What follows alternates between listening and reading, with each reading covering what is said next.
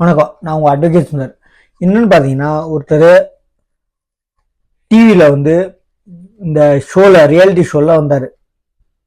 சரிங்க, யாருன்னு சொல்லியிருப்பேன், உங்களுக்கு தெரியும். அது இப்போ வாங்குற காசில் வாங்குறதே அதுக்காக தான் சொல்லிட்டு நிறைய நல்ல விஷயம் பண்ணிருக்காரு.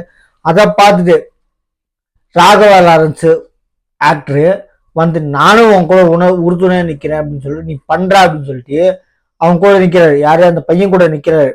ராகவா லாரன்ஸ் யாருன்னா கேபிஒய் பாலா.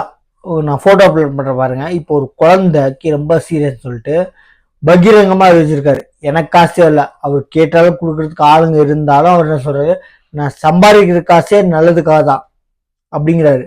அப்ப யாருமே கம்மி பண்ண மாட்டாங்க. ஏன்னா அதுவும் அவங்கள நல்லது செலவைக்கு பங்கும் இருக்கு அப்படின்னு சொல்லி கொடுக்குறவங்க நிறைய பேர்.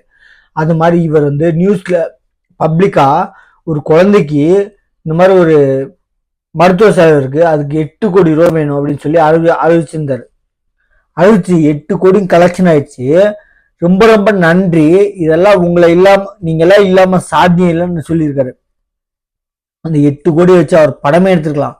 ஆனா பேரை கெடுத்துக்கூடாது, அவர் வளர்ந்து வந்த கஷ்டத்தை எல்லாம் புரிஞ்சுக்கிட்டு கஷ்டப்படுறவங்களுக்கு ஹெல்ப் பண்றேன் அப்படின்னு சொல்லிட்டு நிறைய ஊருங்களுக்கு ஆம்புலன்ஸு நிறைய நிறைய நல்ல விஷயங்கள் பண்ணிருக்காரு. ஒவ்வொரு மேடையானாலும் சொல்றாரு, நான் சம்பாதிக்கிற காசு ஃபுல்லா நல்லதுக்கு தான் அப்படிங்கிறாரு. யார்ட்டையும் கையை எடுத்து வாங்கி நான் செலவழிச்சுக்கல. இப்ப ராகவா லாரன்ஸ் மாதிரி ஆளுங்க ஆக்டருங்க நான் உனக்கு கொடுக்குறேன்டா, நீ மட்டுமே செய்யறதுக்கு உன் தகுதி இன்னும் மேல வரும்டா, நீ உன் தகுதிக்கு வேலை செய்யறவங்கள 100 பேர். ரஜினி கூட சொன்னார், இந்த மாதிரி நல்லது செய்யற சில பேர் தான், எல்லாருமே செய்ய மாட்டாங்க. இந்த மாதிரி சில பேர் செய்யற இடத்துல ராகவா லாரன்ஸ் கேபி பாலாவை நல்லது செய்யறடா, இதுல என் கை கொஞ்சம் இருக்குடா அப்படின்னு சொன்னதுனால சேர்த்துக்கிட்டாங்க.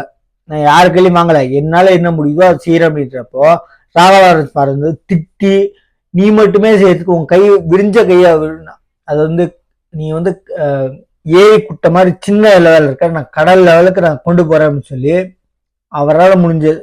அவரும் அவர் கடன் சொல்ல, ஒரு பங்கு தான் சொல்றாரு. அந்த மாதிரி ஹெல்ப் பண்ணதுக்கு நீ நல்லதுதான் செய்வ அப்படின்னு சொல்லி செஞ்சிட்டு இருக்காங்க.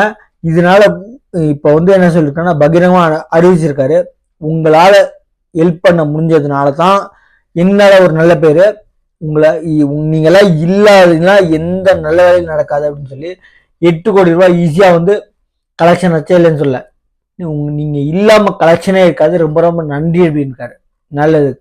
அதனால நம்ம சேனலை எக்கச்சக்கமான பேர் சப்ஸ்கிரைப் பண்ணிட்டு பண்ணாம பாக்குறீங்க. சப்ஸ்கிரைப் பண்ணிட்டு பாருங்க. தேங்க்யூ.